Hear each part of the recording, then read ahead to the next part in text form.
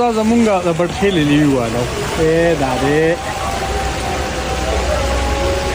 د دې دغه دې دوکان ته ورننوتو هغه دی دی اصل کې و په دې روډ ولاړو دا به را روانه وه دا را روانه وه دی د دې روډ په دې منځ باندې ولاړو خپله چترۍ وه ورسره زما ورته خیال و دی ورغې او د بل خوا له لاړه هغې ته یې ویل چېرته ځې که درته ګاډي ته ټینګ نیسي لکه دوی وپېټل زما خو د دې ځای نه ما په کیمره کې راغوستي لیده مې کته مې ورته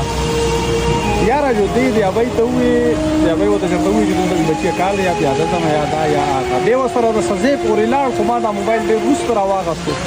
نو دی ورسره د سزې پورې لاړ پیاده